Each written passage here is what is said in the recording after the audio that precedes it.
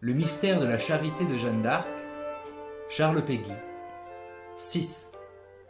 Dans l'épisode précédent, Jeannette attendait Madame Gervaise en déplorant l'absence du Christ à leur époque. Soudain, Madame Gervaise apparaît. Il est là. Il est là comme au premier jour. Il est là parmi nous comme au jour de sa mort. Éternellement, il est là parmi nous autant qu'au premier jour. Éternellement, tous les jours.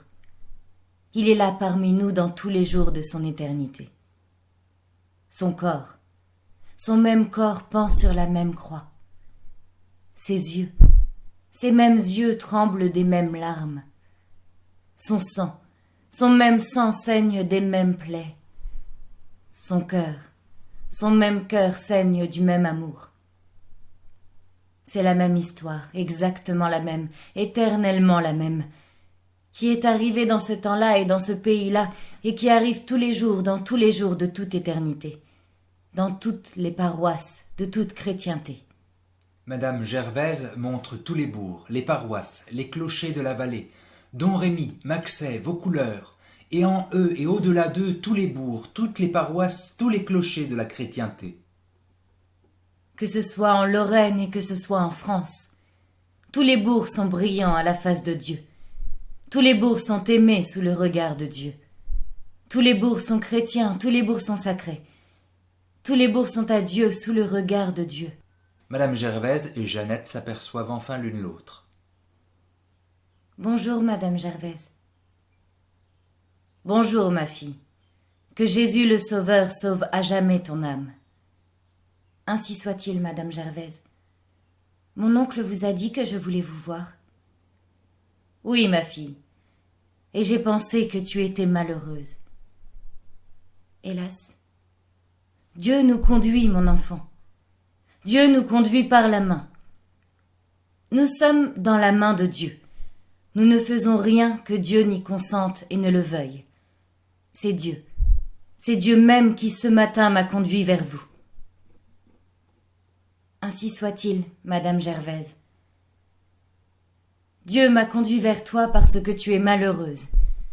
On s'imagine ici, dans la paroisse, que tu es heureuse de ta vie parce que tu es bonne chrétienne, parce que tu es bonne paroissienne, parce que tu es pieuse, parce que tu as bien fait ta première communion, parce que tu vas bien à la messe et aux vêpres, parce que tu vas souvent à l'église, et que dans les chants tu te mets à genoux au son lointain des cloches calmes.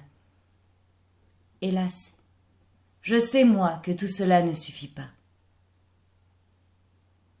Je sais que tu as consommé au contraire toute la tristesse d'une âme chrétienne. Et c'est une tristesse infinie. J'ai passé par là. Les saintes et les saints, toutes les saintes et tous les saints ont passé par là. C'est la condition même, c'est la dure condition, c'est la dure loi, c'est le dur apprentissage de la sainteté. Tu y passes, à ton tour. Chacun son tour, chacun son heure. Dieu nous travaille quand il veut. Tu n'es pas la première, tu ne seras pas la dernière. Jeannette, comme une attaque, brusquement. Savez-vous, Madame Gervaise, que les soldats partout vont à l'assaut des bourgs et forcent les églises?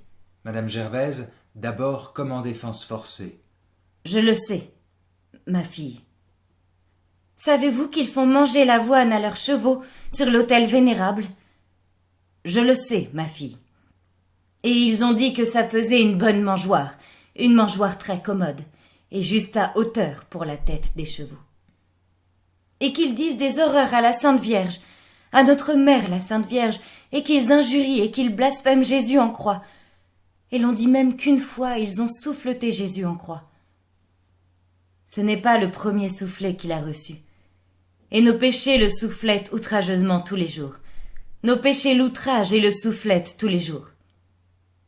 Savez-vous, Madame Gervaise, et que le bon Dieu me pardonne à jamais d'avoir osé vous dire ces paroles, savez-vous que les soldats boivent dans les très saints calices le vin qui les saoule? Je le sais, ma fille. Mon Dieu, faut-il vous dire encore cela?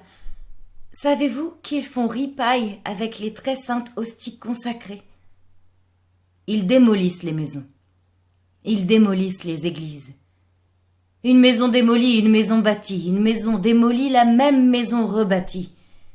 Qu'importe, nous rebâtirons toujours assez de nouvelles maisons. Nous bâtirons assez de maisons temporelles. Ils démolissent nos maisons. Quand ils démoliraient tout, nous avons, s'il plaît à Dieu, nous aurons dans la maison de notre Père une maison que les soldats ne démoliront jamais. Ils profanent le pain et le vin, le corps et le sang de Jésus. Nous avons d'autres maisons que les maisons que nous avons. Nous avons des maisons que les soldats n'atteindront point. Il y a d'autres maisons que la maison de notre Père. Il y a un autre Père que notre propre Père. Dieu nous a préparés. Jésus nous a gagné d'autres demeures. Jésus nous a gagné des demeures éternelles.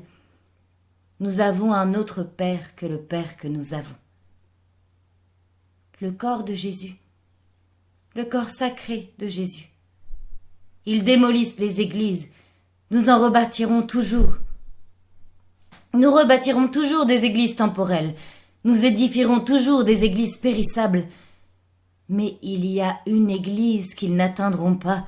Il y a une église éternelle qu'ils n'atteindront jamais. Et dans le ciel de Dieu, il y a un corps de Jésus que les doigts des mains pécheresses ne toucheront plus jamais, éternellement plus jamais.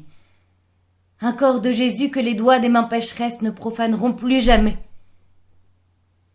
Le corps de Jésus. Faire servir au péché même le corps sacré de Jésus. En vérité, mon Dieu, ils ne savent qu'inventer. Ils ne savent quel mal faire. On commet à présent des péchés que l'on n'avait jamais commis, on ne sait pas quoi inventer. Des péchés que l'on ne pourrait pas soupçonner. Je le sais, ma fille. Et je sais que la damnation va comme un flot montant où les âmes se noient. Et je sais que ton âme est douloureuse à mort quand tu vois l'éternelle, la croissante éternelle damnation des âmes. Savez-vous, Madame Gervaise, que nous, qui voyons tout cela se passer sous nos yeux sans rien faire à présent que des charités vaines, mon enfant, les charités ne sont jamais vaines.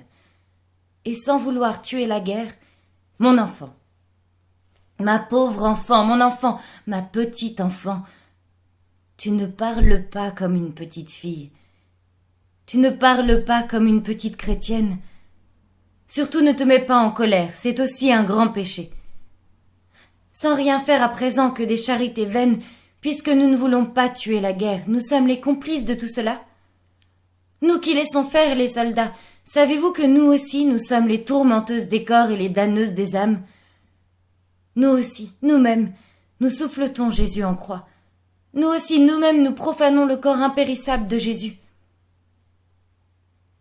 Complice. Complice, c'est comme auteur. Celui qui laisse faire est comme celui qui fait faire. C'est pire que celui qui fait.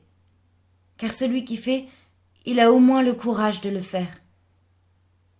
Et quand on le laisse faire, il y a le même crime, et il y a la lâcheté par-dessus. Il y a partout une lâcheté infinie. Je sais, ma fille, que vous êtes, vous toutes, les damneuses des âmes. Et je sais que ton âme est douloureuse à la mort de savoir qu'elle est complice du mal universel. Complice et auteur, tu le confesses. Complice et auteur du mal universel. Complice et auteur du péché. Complice et auteur de cette universelle perdition. Et tu te sens désespérément lâche.